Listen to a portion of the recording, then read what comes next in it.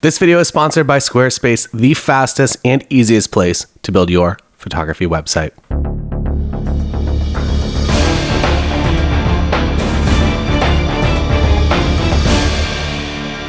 Welcome to the most exciting video that you have ever seen on YouTube. The truck drivers are very excited. Today we are photographing this tree over here. I probably didn't line up.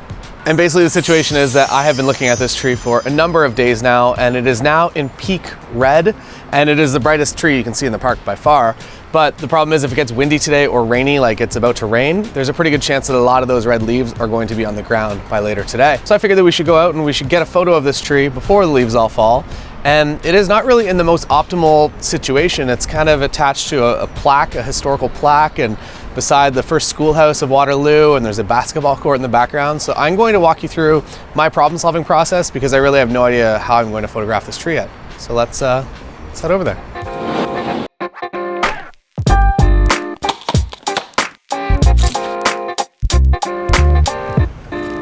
Here we are at the tree. As you can see, a number of problems. Recycling bin, garbage cans, people having lunch, this plaque, people back here playing basketball, a few more recycling bins, garbage cans, this bike rack. It's a beautiful tree, but it definitely presents some challenges.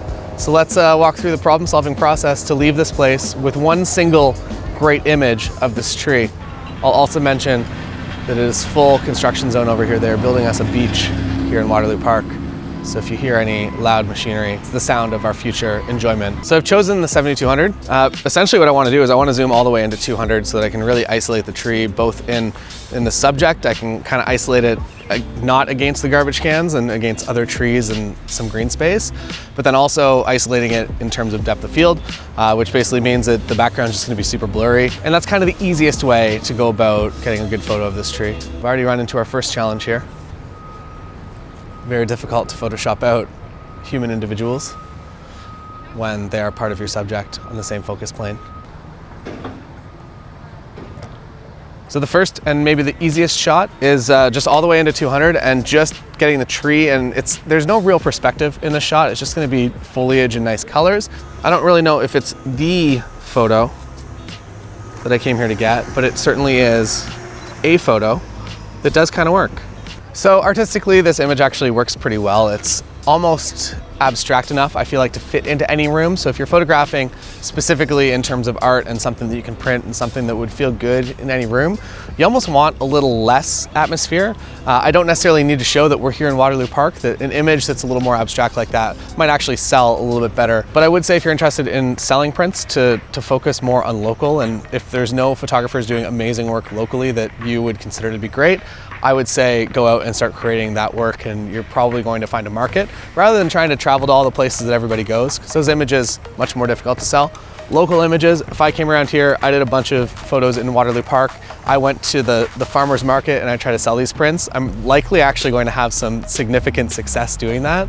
Whereas if I go to Rome and I try to do a gallery show, one, there's a lot more risk and upfront cost, and two, you're just gonna see a lot less sales overall, which might be counterintuitive to what I think a lot of us photographers are led to believe when we're watching people on Instagram travel the world. It's really a challenging tree, so there's just so many distracting elements, such a beautiful subject, and just so much around it that even when you're at 200, you're still not quite shallow enough because of all the construction in the background. And you only have like a 2-day window to get this tree before all the leaves are just on the ground. Let's try another location.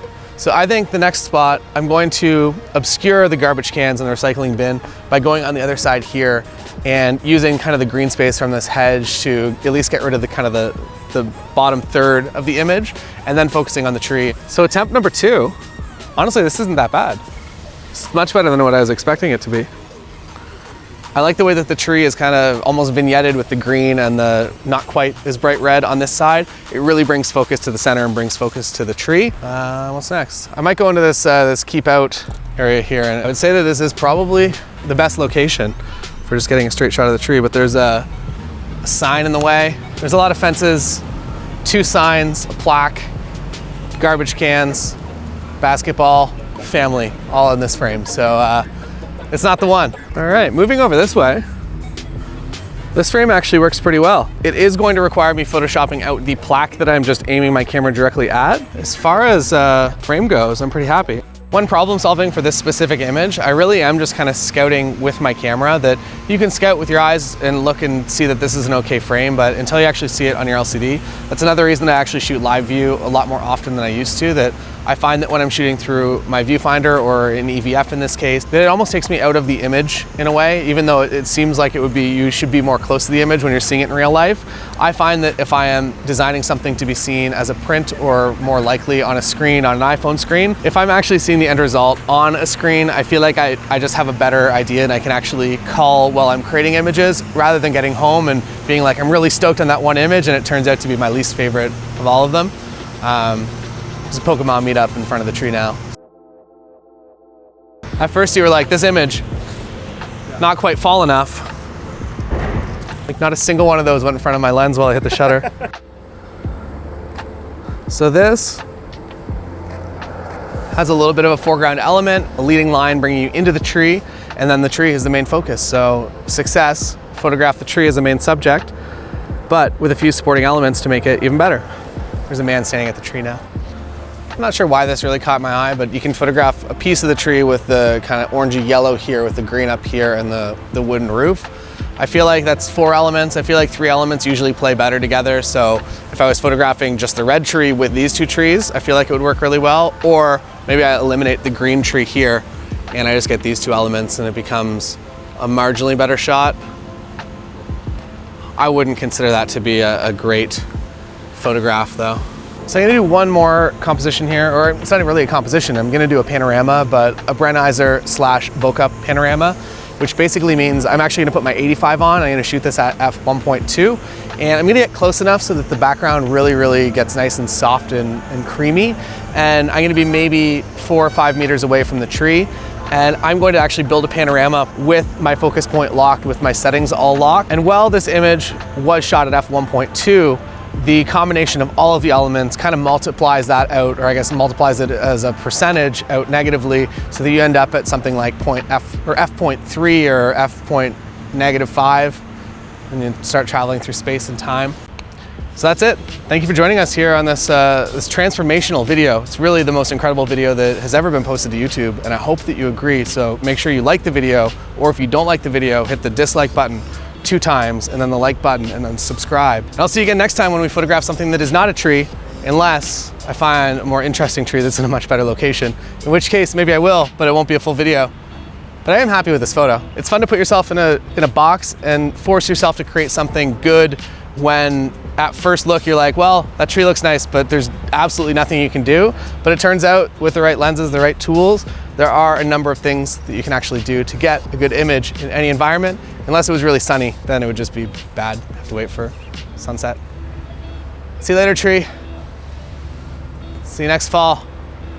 Thank you to Squarespace for sponsoring this episode. Squarespace is the fastest and easiest way for you to make a photography website. But one of the new additions is the scheduling software that's just built into your website. So as a family and a portrait photographer, I run a lot of sales, like specifically around Christmas and Black Friday and Mother's Day, where I open up a specific day or 2 that people can either come into the studio or I'll meet them out in a park somewhere, and it'll be that specific Sunday. And I used to use a third-party plugin to kind of manage all of that and to take payment, and it was a bit clunky. And now that Squarespace has rolled out scheduling, people can just come to my website, and it's a very easy and organic process for them to schedule themselves in, and also for me to take payment from them, so everything's 100% paid. So if I have a no-show, they have a little more reason to show up if they've already paid, a little less reason to cancel, which is a business thing that I've kind of discovered over time. So set up your scheduling on Squarespace, as well as get a Squarespace website, and eventually we're gonna be doing a video on how to set one up in the fastest way possible, because it is really lightning fast. So go to squarespace.com for a free trial, and when you are ready to launch, go to squarespace.com/Taylor Jackson for 10% off your first purchase of a website or domain.